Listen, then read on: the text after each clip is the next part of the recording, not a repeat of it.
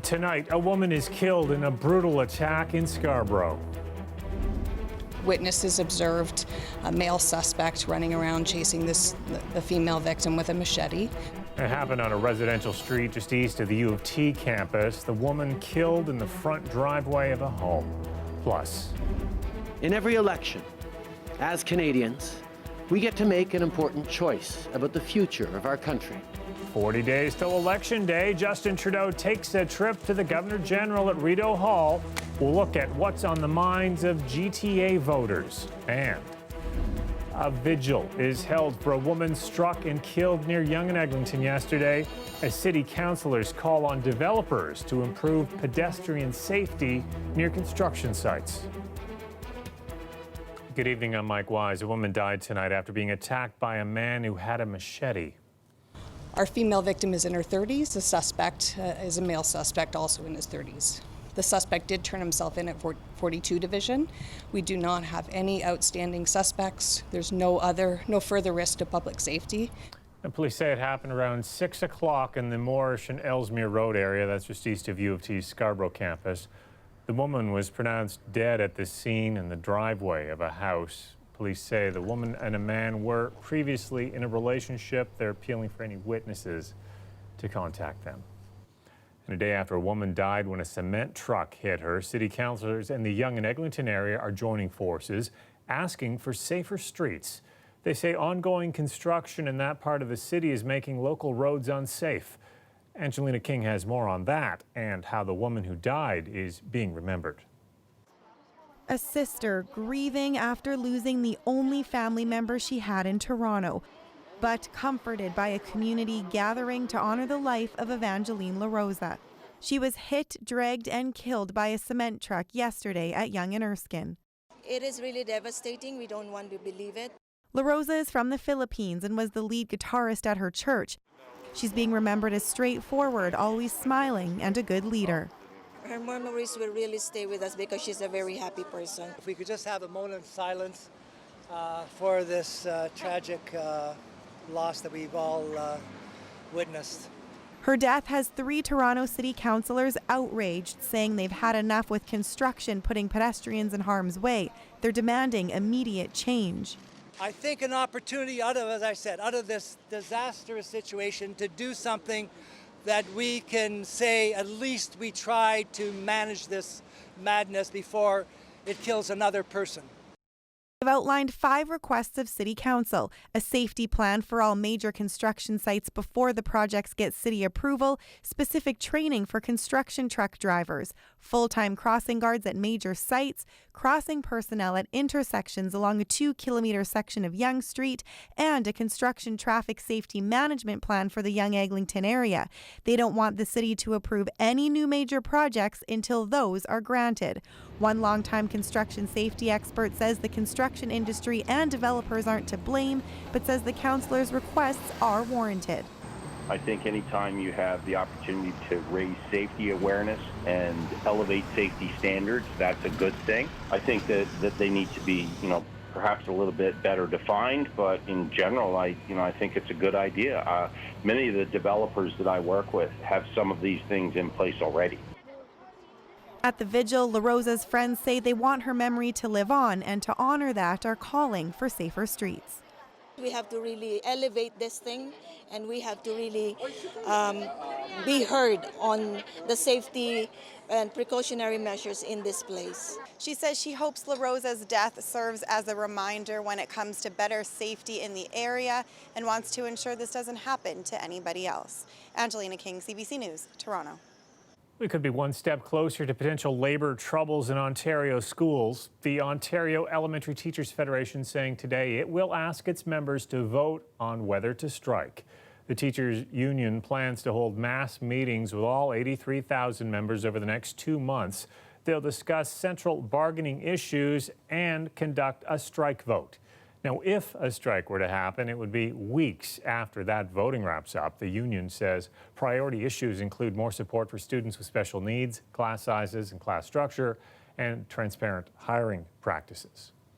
Well, to the federal election campaign now. Tomorrow, we'll see the leaders of the Conservatives, Greens, and NDP here in Toronto for an unofficial leaders debate. Justin Trudeau is not taking part. Well, tonight, Andrew Scheer spent the first night of the campaign in full campaign mode in Woodbridge. He began with an attack on Trudeau's record. He said he would help the middle class. But once the spotlight dimmed and reality set in, the last 4 years have shown us that Justin Trudeau is just not as advertised. Scheer says the first thing a Conservative government would do is repeal the federal carbon tax. This is Scheer's 6th federal election, but his first as party leader. Now, it's no coincidence that Andrew Scheer is launching his campaign in Vaughan. The 905 is a crucial battleground for the federal parties. Last election, the riding of Vaughan Woodbridge went to the Liberals, but before that, it was Tory blue. And clearly, the Conservatives want to see it that way again. Our Shannon Martin takes a closer look at some key battlegrounds in the Greater Toronto Area. Hi, I'm Leah. Smiles and handshakes in the street, then it's on to the next. It's day one, and there is plenty of ground to cover. This riding was elected a Liberal in 2015. The member changed the constituents' minds and is a Conservative, but they're Liberal. They voted for the party and the platform. And I think they're proud of what the party's done, and I think they're ready to be with us to choose forward. 338 ridings are up for grabs across the country. Here's how things looked this morning when Parliament dissolved. Check out the GTA, almost all splashed in Liberal red. Before Justin Trudeau's astounding sweep last time around, the GTA looked like this, much more Conservative blue.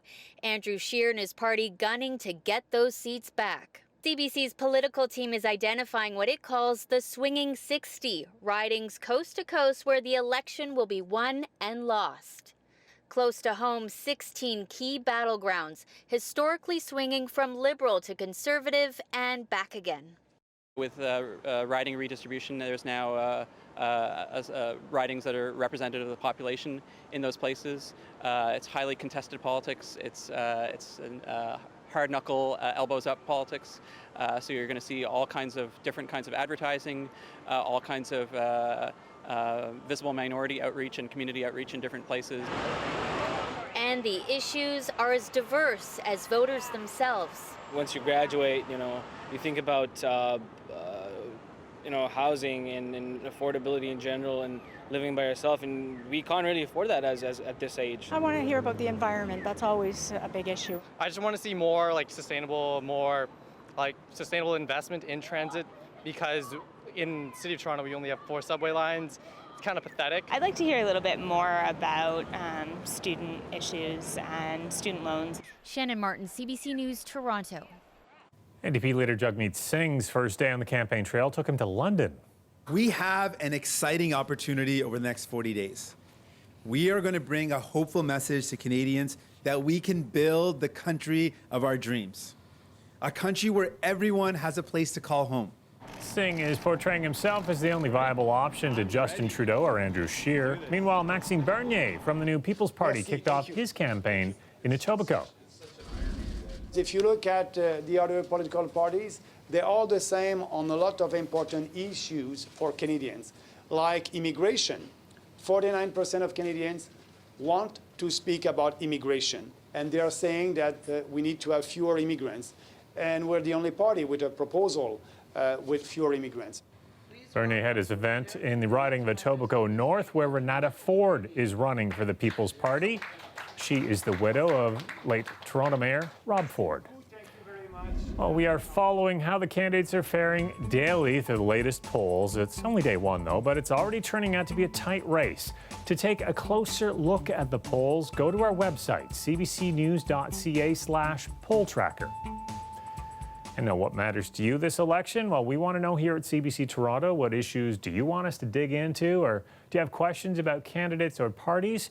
You can connect with us by email, phone, or on social media. Email us mygtaelection@cbc.ca or connect with CBC Toronto on Instagram, Twitter, and Facebook.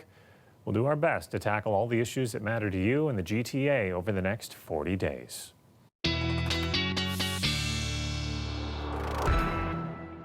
Colette Kennedy's here with a first look at the forecast. And I got to hand it to you, Colette. You said it was going to be humid today, and boy, was it humid today. Yeah, we really felt it today. Humidex values in the mid-30s. Pretty extreme, especially when you compare it with where we're going, which is some much cooler air that's moving. Even our temperatures are going to be about 10 degrees cooler into tomorrow. But wet overnight in the meantime as the cold front is passing through. Then we get behind that and a little breezier, and those temperatures probably seeing highs just in the upper teens for tomorrow afternoon.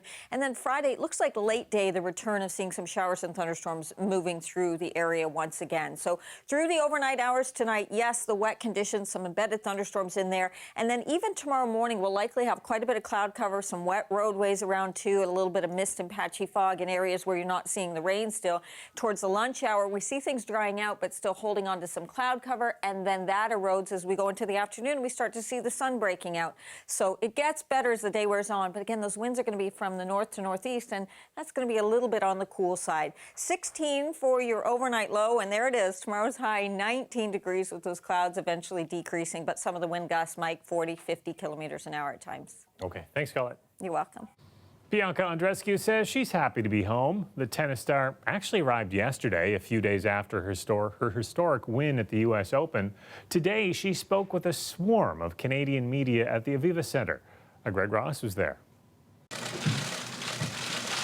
It didn't take long for Bianca Andreescu to realize that life in Canada will never be the same as it was before she left for the U.S. Open. I actually went to the Yorkdale yesterday. That was my first stop, and I've been getting more recognized than usual. It's going to take a little getting used to. In fact, the 19-year-old still hasn't gotten over her American media blitz on Monday, which included a visit to The Tonight Show. You started the year ranked 152. Now you rank 5. I still can't believe I was on that show. I didn't think he was a real person before I actually met him. Andreescu used that appearance to send this message to Drake. Is there anyone you haven't heard from yet? Drizzy. Yeah. Champagne Papi, I'm waiting for you. Drake, if you're watching. Turns out he was. Oh, Drake messaged me, by the way. He's like, here I am, smiley face, congrats. We are all so proud of you. I've been liking every post with you in it, LOL. I thought you'd see. Yeah, that was cool. I don't even know what to reply to that. But it's not just messages from celebrities that are getting the tennis star's attention. I've been getting some messages saying that they've never watched tennis before, but now they will. I've gone some where they said that they actually started playing tennis because of me. So yeah, that's amazing. Andreescu says she accepts the fact that along with being a champion, she's now a role model. One of my goals was to be able to be an inspiration to many people, and I think I'm starting to do that, which means a lot to me. All of this seems like a heavy load for a teenager to shoulder, but Andreescu says she has a good support group around her, led by her parents, Maria and Niku. My mom always says to me, don't forget who you are and dream big to get big, and I think I've been doing that. Winning the U.S. Open title was certainly a dream of Andreescu's, but she says the dream is far from over. Andreescu says she has much more to accomplish in the sport of tennis, including winning more Grand Slams. Greg Ross, CBC News, Toronto. If they're not fixing it in a timely manner, I almost look at it as a human rights issue. It's like if your legs weren't working and someone just kind of said, well, sorry, fix it yourself. This Toronto man says he's stranded, waiting for repairs to his wheelchair. He says he called the province's repair hotline 3 weeks ago, but can't get results. We'll look at what's behind the delay after the break.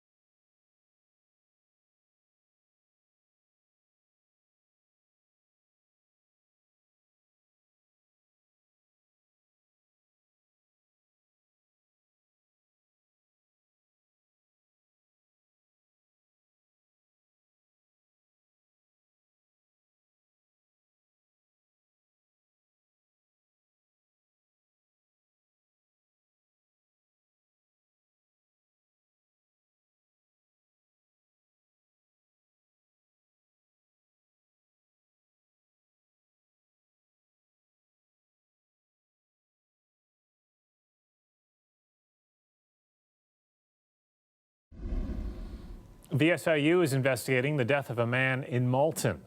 Shock. I knew he got to the hospital with serious injuries, but to hear that he's dead, where I just seen him a few weeks ago talking about his daughter and having hope in his eyes, it's a shock. Peel police showed up at a home near Gorway and Rexdale around 9 o'clock last night. Once on scene, they had what's being called an interaction with a 34-year-old man. Officers used a stun gun on him. He collapsed and was rushed to hospital, where he later died. The man's identity hasn't been released. A Toronto man says he is stranded as he waits for repairs to items he needs daily, including his wheelchair. It's been about 3 weeks since he's tried to get them fixed, but as Lisa Shing tells us, the man is navigating a complicated system. Dad, do you want to grab the remote for me? Sure. Awesome. The broken one. Joshua Dvorkin hasn't been able to do much by himself lately. His bed has stopped responding to the remote control, so he can't get up without help. I tried using the lift the other day, and I fell over. His commode is cracked, which has caused wounds, and his electric wheelchair has several issues. The padding for his calf is broken, the controller isn't working properly, and there are zip ties holding the right side together. This wheelchair is my legs, right? So it's how I get around. I can't do anything without it. For almost 3 weeks, Dvorkin has been calling the province's repair hotline. In the past, it's taken a couple of days for workers to show up. So far, he's only been able to get the calf pad replaced. You seem frustrated. Absolutely, completely frustrated. Literally, I can't go anywhere. Peter Athanasolopoulos with Spinal Cord Injury Ontario says the company that has the repair contract with the province is now requesting payment up front before they assess or repair devices. We're putting people's health at risk, and we're putting people's families at risk, and employment at risk. And it's a wider problem. For the last 6 months, he's been getting calls every week from across Ontario about the issue.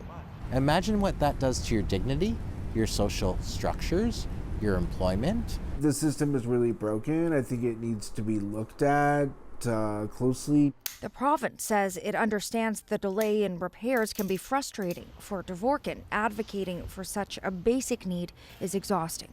Lisa Shing, CBC News, Toronto. Yeah, I love space movies.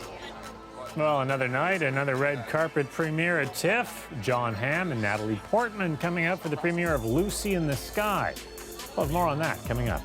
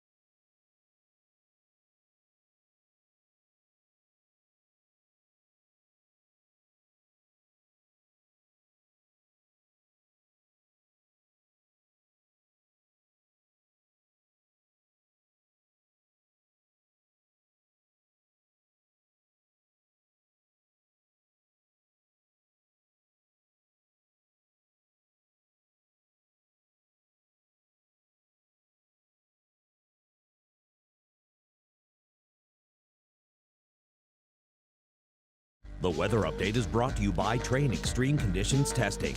It's hard to stop a train, really hard. Train, the most reliable heating and cooling brand.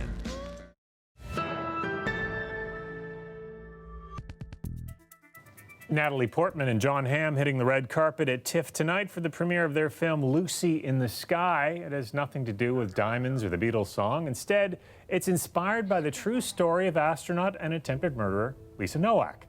Now, Portman stars as an obsessive astronaut who begins to question her place in the universe when she returns to Earth.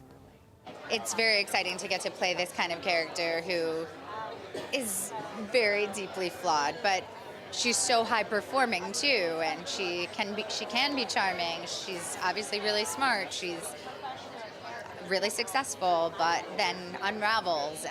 This was John Hamm's second red carpet at this year's TIFF. He was here for the premiere of The Report on Sunday.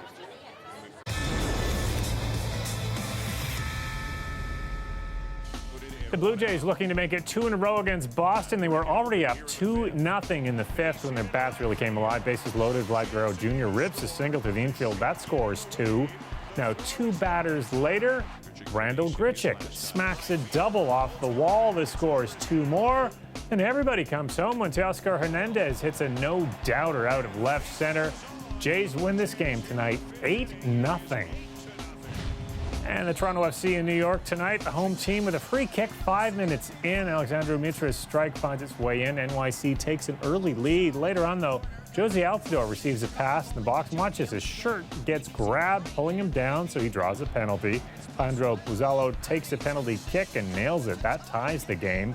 Things get ugly in stoppage time. Valentin Castellanos grabbing Chris Mavinga's shirt, but then hits him in the face. It was good enough for a yellow card, but there's no penalty kick. New York was upset, but the game ends in a 1-1 tie.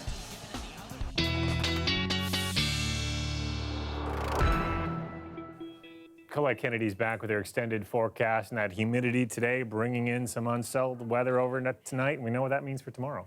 Yeah, that's right. One of those ingredients there for some of these storms to pop. And, you know, seeing those temperatures, too, just soaring today, not to record levels, but still, even in the morning hours, 6 a.m., it was 20 degrees in the city. But by lunchtime, up to 27. And as we know, feeling like we were up to about 36 with the humidex at one point during the day as that temperature soared to the upper 20s. And all that turns around as now the cold front going through, and we see these showers and thunderstorms that we'll be dealing with through the overnight hours, and then still a little wet into the morning, and then beginning to improve through the day. So still hanging on to some cloud cover, and it starts to improve and reduce as we get into the latter part of the afternoon and early evening hours, so that we see the sun starting to come out. The wind's a little bit breezy, though, at times. And then just looking ahead into Friday, southwestern Ontario, you're going to see the clouds early towards the GTA. It looks like a pretty nice start, actually, to the day. In fact, the bulk of the day not looking too bad, but the timing on this puts it through into the evening hours, and we could see, again,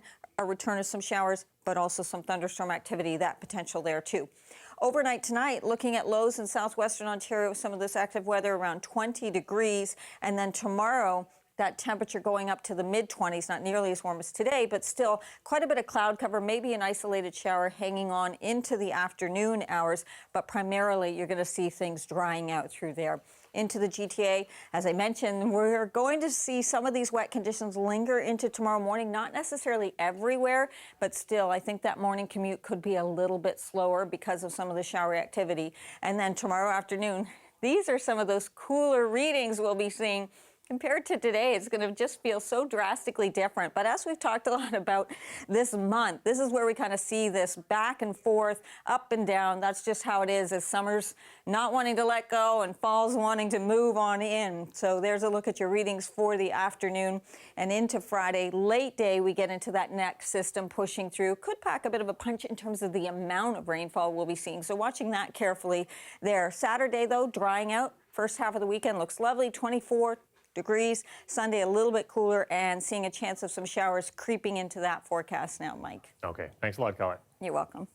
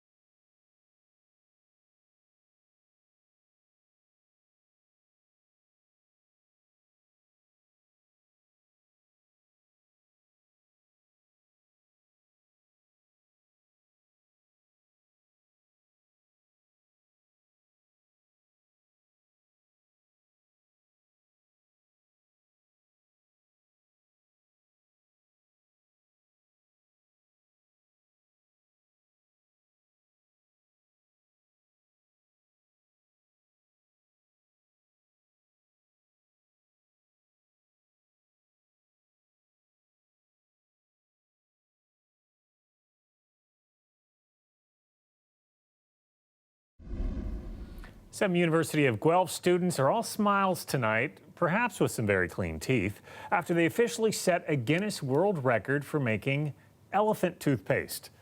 The university's physics club attempted this actually back in May at an open house aimed at getting high school students interested in science.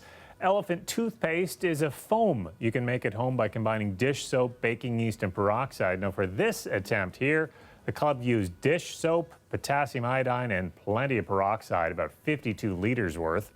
Guinness has now certified they set the record by making more than 21 square meters of foam. That smashed the previous record of just 13 square meters set last year. Now, if they make it into the Guinness Book of World Records, does that make them published scientists? Well, tomorrow on Q, Tom Power speaks to Julia Stiles, best known for the teen comedy 10 Things I Hate About You. She's in the true crime film Hustlers, which played at TIFF last weekend and opens on Friday. You can hear that tomorrow at 10. I'll see you back here tomorrow night at 11. Good night.